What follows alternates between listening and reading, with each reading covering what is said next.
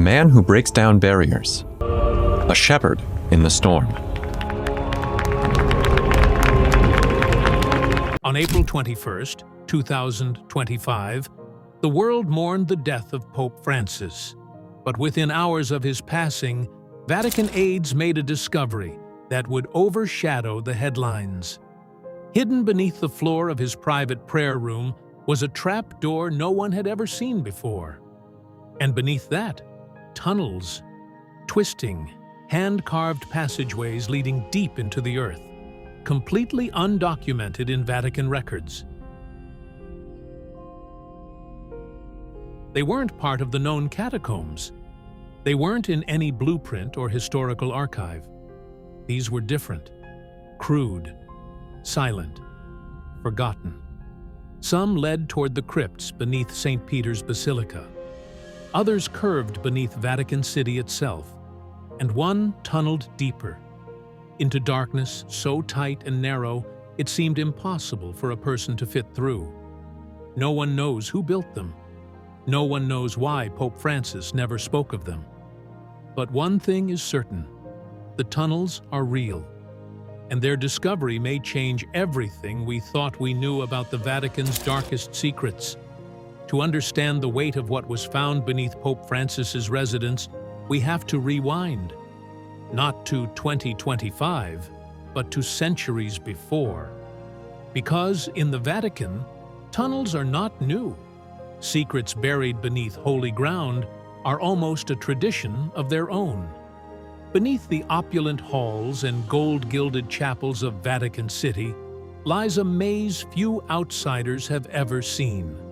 Some of these underground chambers are well documented, like the Vatican Necropolis, the ancient Roman graveyard resting beneath St. Peter's Basilica. Peter's Basilica, where many believe the bones of St. Peter himself are entombed. These spaces, solemn and sacred, are open only to select pilgrims and scholars. But the tunnels discovered beneath the Domus Sanctae Marthi, Pope Francis's chosen residence, don't match anything in those official records. They weren't listed in the Vatican's internal blueprints. They weren't referenced in the Archivum Secretum, the Vatican's classified archives. Not even whispers of them had made it to historians or trusted insiders. That alone is strange, because the Vatican, perhaps more than any other city on earth, has meticulously documented nearly every stone laid within its walls over the last 1,000 years. Even the smallest renovations require layered bureaucracy, strict approval, and careful preservation of records. Yet this tunnel system appeared out of nowhere, untouched, unseen, and completely unmarked. So what exactly were these tunnels, and why would they be beneath the Pope's private quarters? Some Vatican scholars have speculated that they may be remnants of an older structure, possibly dating back to the 15th or 16th century, when papal security was far more volatile. During the Renaissance, popes often found themselves the targets of assassins, foreign invaders, and even angry mobs. A few took matters into their own hands.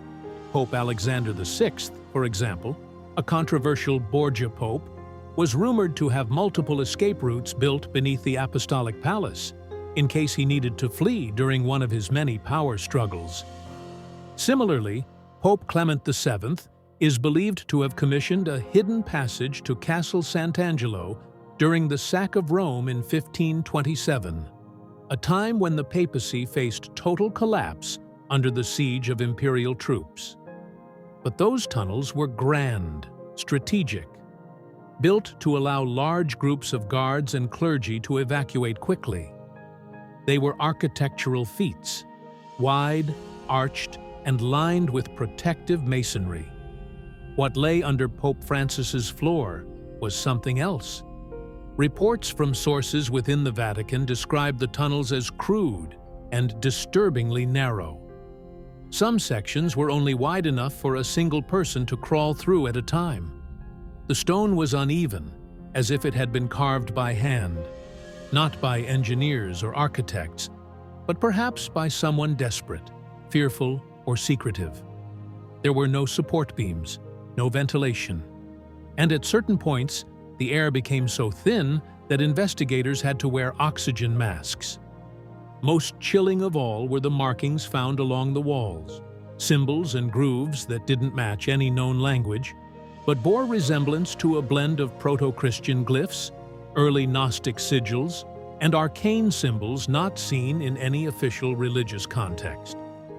A report prepared for internal Vatican review stated that these tunnels showed evidence of repeated use despite their age. Torch burns on the stone, scraps of cloth, a rusted crucifix embedded in the dirt. Even footprints, not just one or two, but dozens. And not all of them were from modern footwear.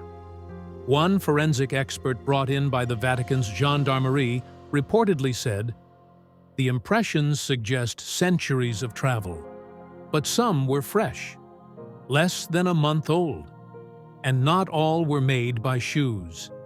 Some were barefoot." These details have given rise to a disturbing theory that the tunnels weren't just relics of the past, but were actively used, perhaps even during Francis's final months.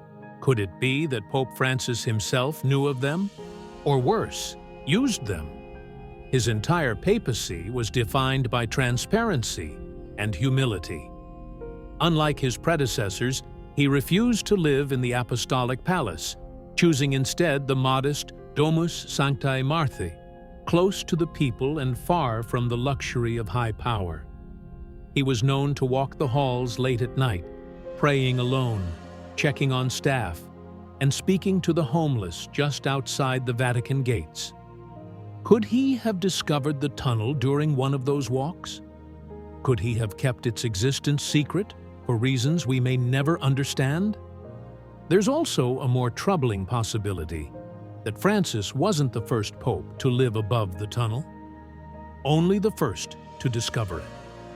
Or perhaps, the first to acknowledge what lay below. Some scholars believe that the tunnel may predate the construction of the current Vatican City entirely. Before the 15th century, the region where the modern Vatican stands was a patchwork of shrines, burial mounds, and crumbling Roman architecture. It's possible that the tunnels were dug during that early period, not by the Church, but by outcasts, heretics, or fleeing mystics. One account from the 17th century speaks of a burrow of whispers near the Tiber River, where rogue monks were said to conduct forbidden rituals underground. The record was dismissed as myth, but the location roughly matches the northern quadrant of today's Vatican. Could this be that same burrow? Could the tunnel discovered in 2025 be part of a larger, older, and more disturbing network? For now, the official Vatican response is silence. The entrances have been sealed, the photographs classified, and access to the Domus Sanctae Marthae, once open to visiting clergy, has been heavily restricted. But silence doesn't erase stone. And stone, carved by trembling hands in the dark, has a way of holding secrets longer than any confessional.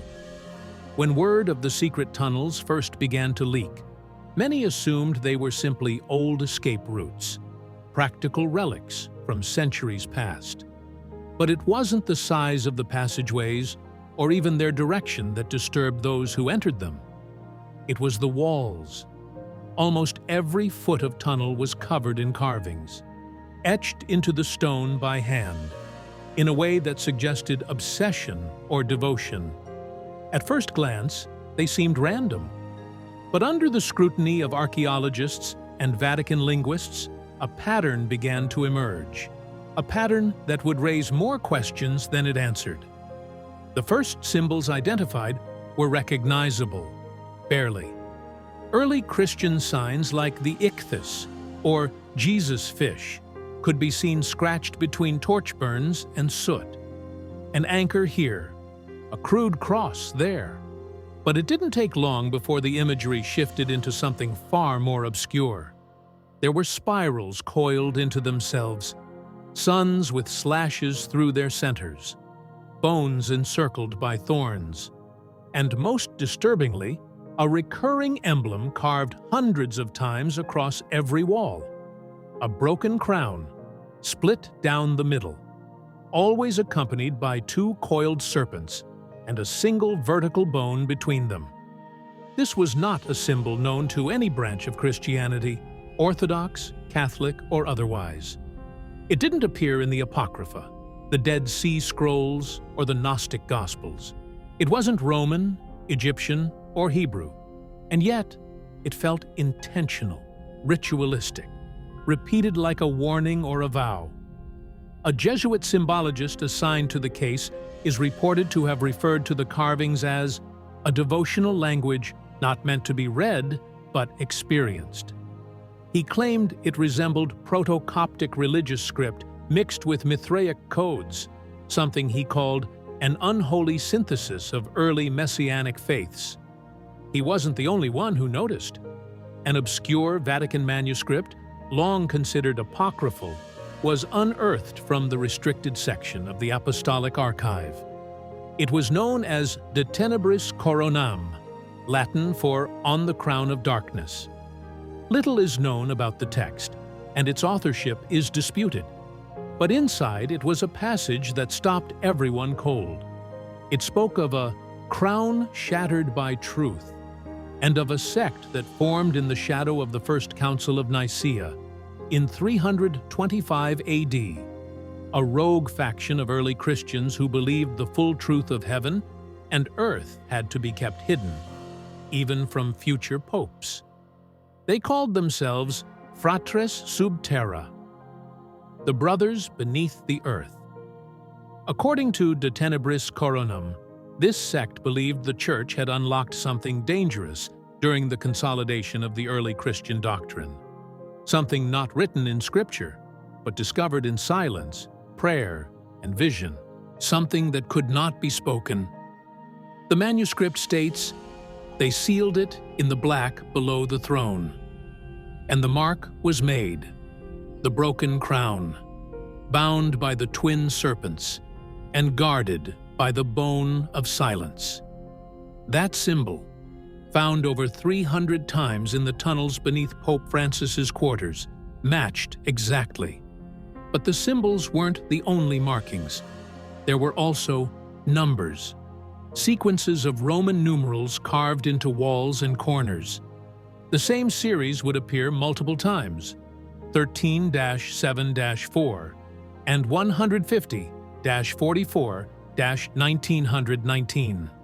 Some interpreted these as dates, others as coordinates, but one of them, 1919, caught special attention. Why? Because 1919 was the year that a young Eugenio Pacelli, the future Pope Pius XII, was appointed apostolic nuncio to Bavaria. According to church rumors, he encountered something during his time in post-war Germany that changed him forever. He became withdrawn, paranoid, and after becoming Pope, he sealed off several Vatican tunnels without explanation. Could these numbers be referencing events tied to those same tunnels? Could the sect behind the Crown of Darkness have been active well into the 20th century? Some believe the tunnels weren't just symbolic. They weren't just escape routes. They were ritual spaces. And the markings were part of a language meant to guard something or summon something. One tunnel wall held the following phrase, repeated over and over in Latin: "Non omnes pontifices vident terram." Not all popes see the earth. What does it mean? Was it a metaphor for blindness, a spiritual warning, or something else entirely?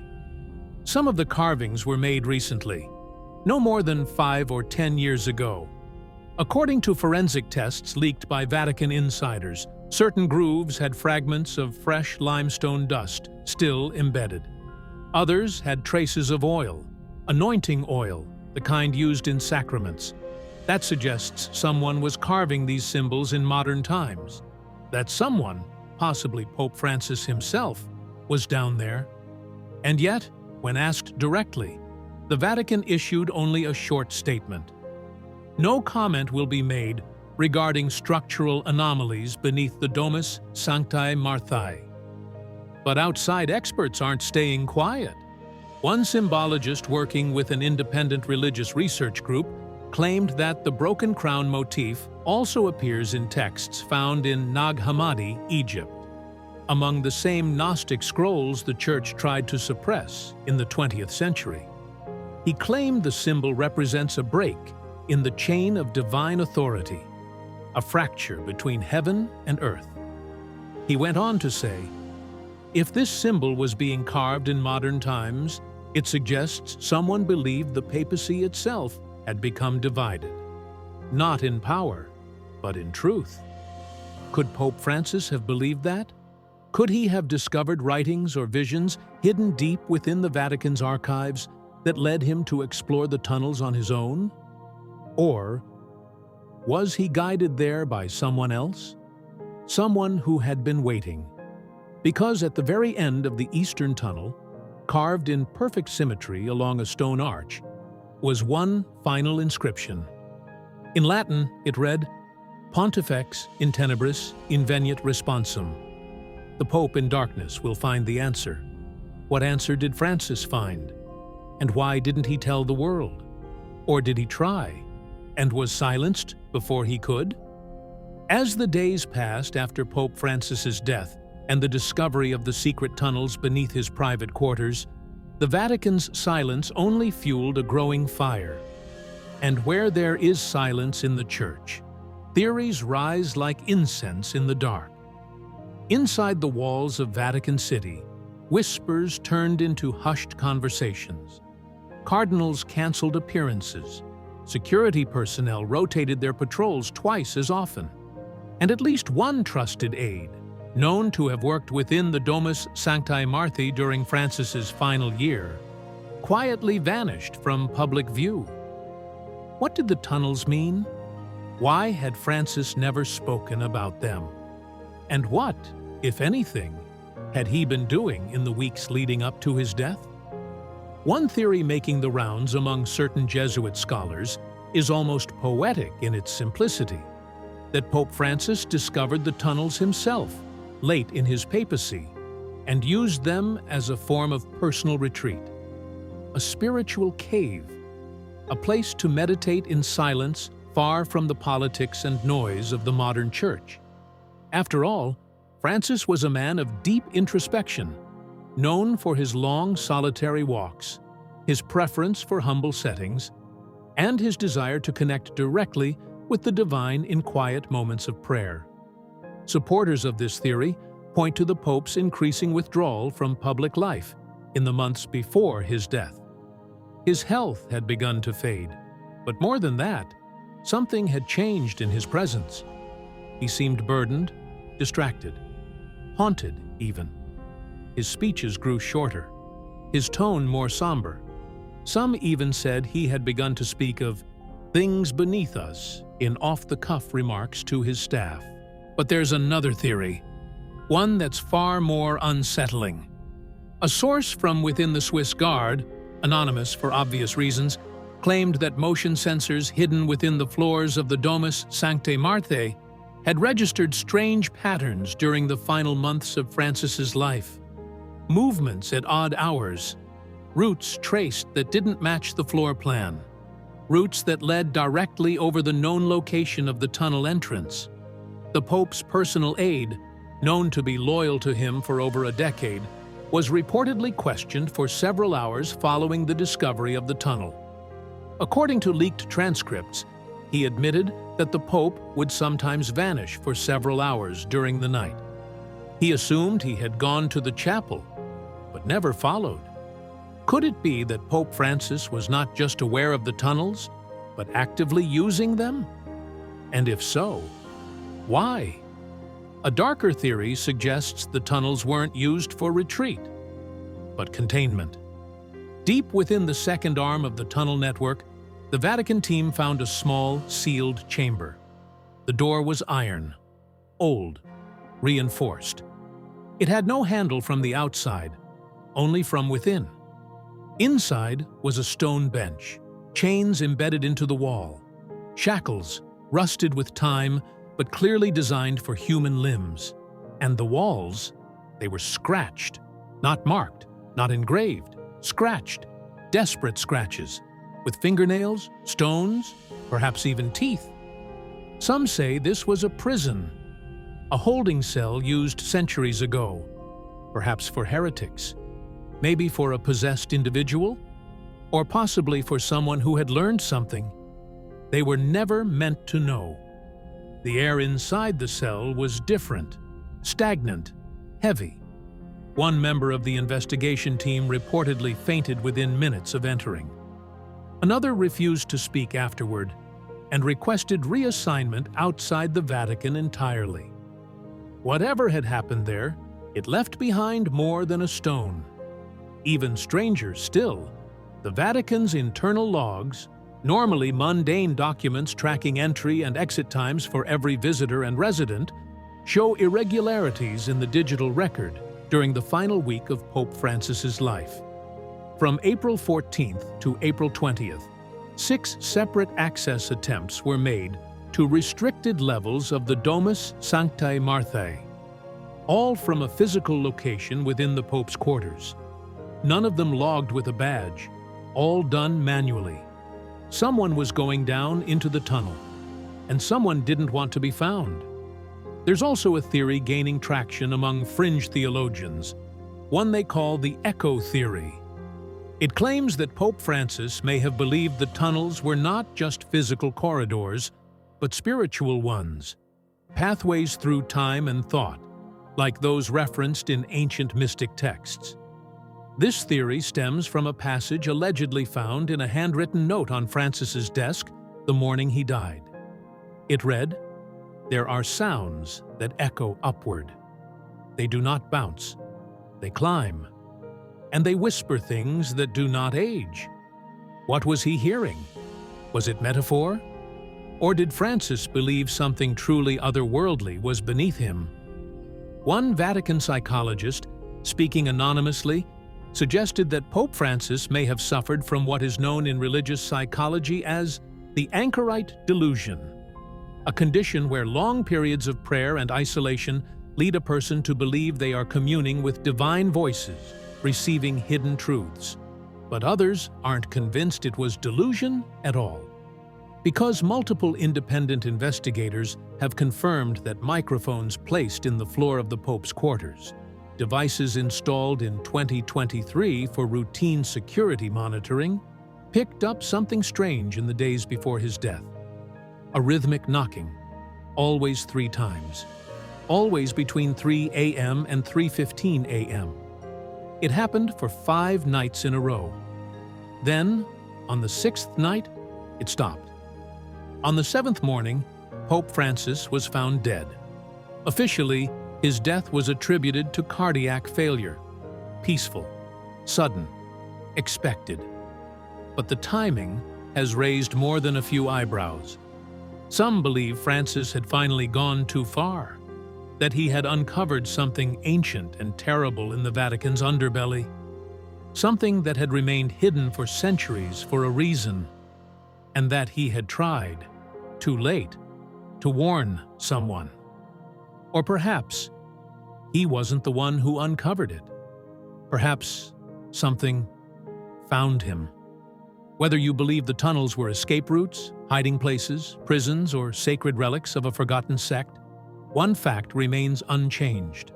They were real. Pope Francis lived above them, and now he is gone, and the Vatican has sealed the entrance. At first, the tunnel system seemed like the story. Centuries-old passageways beneath Pope Francis's residence, symbols etched into the stone, whispers of secret sects and vanished visitors. But then came the box. The discovery wasn't made during the first day of exploration. It came later, deeper. A Swiss guard officer, part of the secondary investigative team, followed a sloping corridor from the southern branch of the tunnel.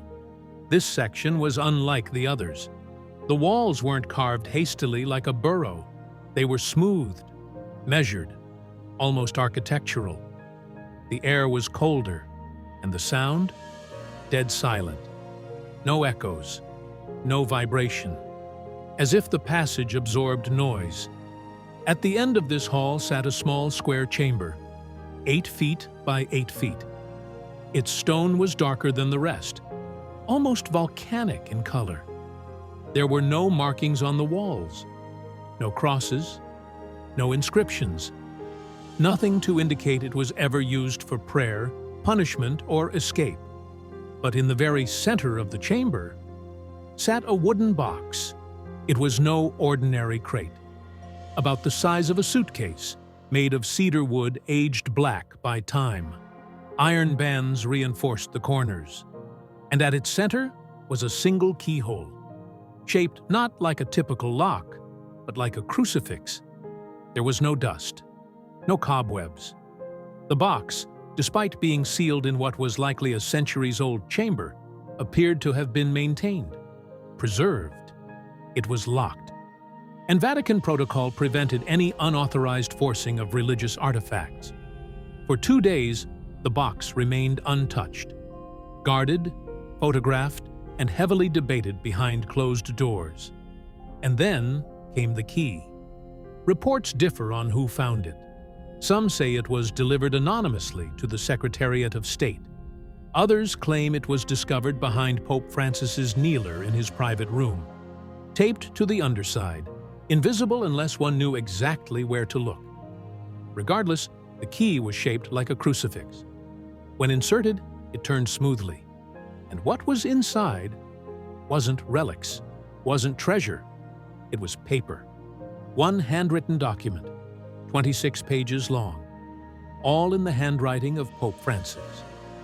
The title was chilling, Veritas Sub Terra. Translation: Truth Beneath the Earth. The document has not been released to the public, but sources close to the investigative circle claim it contained detailed reflections by the Pope, some of them dated just weeks before his death. These writings were not sermons, not encyclicals. They were confessions, observations, questions, nightmares. Francis wrote of a path not meant to be walked and of sounds like breath in stone. He described dreams, recurring and vivid, where he descended into the earth beneath the Vatican and encountered a presence without form. He wrote, "It does not speak, but it is known. It is older than Scripture, and it waits. It waits for someone who listens long enough to understand its silence." He also described carvings, some of which had not yet been publicly reported. A spiral sun flanked by 7 thorns, a hand with no wrist, a crown broken vertically. Most disturbing of all was a passage believed to be written just days before his death. "I have gone beneath. I have gone too far. The voices do not wish to be remembered. I have sealed the gate. May it remain sealed until the earth takes back the breath it gave." What did he mean by sealed the gate? Was it literal? Did Pope Francis block off part of the tunnel himself? Or was this metaphorical, a spiritual gesture, an attempt to stop the knowledge from spreading? Another section of the document referenced an event during a private audience held with only 2 other cardinals present. It stated, "They said the words were blasphemy, that nothing sacred could dwell in the dirt. But they did not hear what I heard. They did not feel the cold come through the stone." According to insiders, there was one final paragraph, a plea, perhaps even a warning. "To the one who finds this, know that I went willingly, not to uncover what was hidden, but to understand why it was buried. If you hear it, do not answer. If you see it, do not speak of it. Pray, fast, and bury this with me." The Vatican has not confirmed the document's existence. No photographs have surfaced, and every member of the team that entered the chamber has signed a confidentiality oath reinforced by Vatican law. Yet the leaks persist. Some believe the document has already been moved to the Apostolic Archive, sealed in the same vault that holds the 3rd secret of Fatima, the trial records of Galileo, and the long-suppressed Gospel of Judas. Others believe it was destroyed. And then there are those who think something even stranger, that the box Pope Francis left behind wasn't the only one. One cryptic Vatican memo, intercepted by cyber activists just days after the Pope's passing, included a line translated from Latin: 3 boxes, 1 voice, 1 silence, the third remains beneath. Could there be more? More writings? More chambers? More truths? The only certainty is this: Pope Francis knew something. He wrote it down, and he wanted it buried, either with him or deeper. Because whatever he found under the earth, he did not want it coming back up. Thanks for watching this theory.